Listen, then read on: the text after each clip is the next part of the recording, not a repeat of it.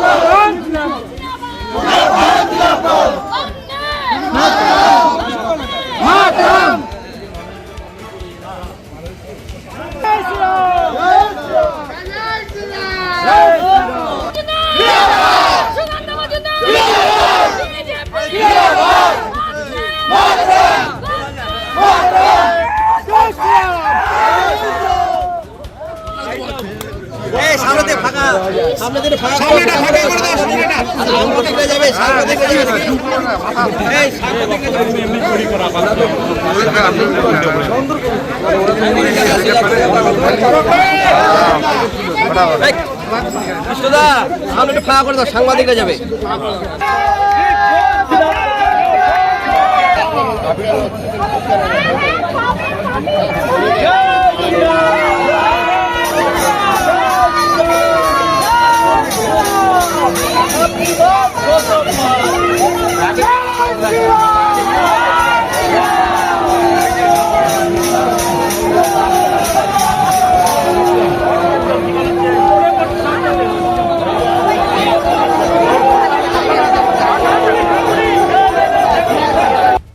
News bureau থেকে আরো byte আসছে। শুভেন্দু কি বলছেন শুনুন। উনি অলরেডি বিজেপির জয় ঘোষণা করে দিয়েছেন। আর তারপরে সুকান্তর কথা শুনুন। সুকান্ত অনেক বেশি মার্জিত, তিনি বলছেন অপেক্ষা করা যাক, আরো রাউন্ডস দেখা যাক। তবে সুকান্ত বলছেন বিজেপি সরকার করবেন। সরকার করছে এটুকু বলবো, এবং ক্লিয়ার ম্যান্ডেট, একদম ক্লিয়ার ম্যান্ডেট বিজেপি সরকার। আমি যা প্রথম থেকে বলেছি 7, 8, 9, 10 আমি ওই বড় লিড কভার করব। 10 রাউন্ডের পর থেকে আমি এগোতে থাকবো, এবং expected Mamata Banerjee again defeat in Bhabanipur assembly. আমার যেটা মনে হচ্ছে এখন যদিও একদম শুরুর দিকে দ্বিতীয় রাউন্ড হয়েছে, কোথাও হয়তো তৃতীয় রাউন্ড হয়েছে, আমাদের এখন মন্তব্য করা সঠিক হবে না, কিন্তু ট্রেন্ড দেখে বোঝা যাচ্ছে যে বিজেপির সরকার তৈরি হচ্ছে। দক্ষিণ দিনাজপুরেও আমরা 5টি সিটে এগিয়ে আছি। 6 নম্বর সিটে প্রাণসাগর, বাঁশুড়িয়া, অশোকগ্রাম এই দিকটা খোলা হয়েছে আগে। এখানে তৃণমূল যেখানে এক্সপেক্ট করেছিল 10,000 ভোটে ওরা লিড নেবে, ওরা 6,000 ভোটে মাত্র লিড পেয়েছে। এরপরে যখন আমরা হিন্দু অধ্যুষিত এই অঞ্চলগুলোতে আসব, সেই অঞ্চলগুলোতে আমরা ওখানে লিড পাবো, এবং আমাদের কুমারগঞ্জ বিধানসভা আমরা জিততে পারবো।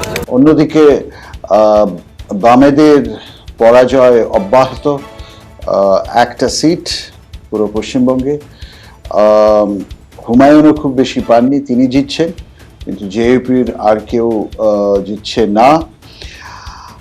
টিএমসির অনেক বড় নেতা, অনেক বড় মুখ হেরে যাচ্ছেন, কিন্তু হয়তো মমতা বন্দ্যোপাধ্যায় জিতে যাবেন ভবানীপুর থেকে।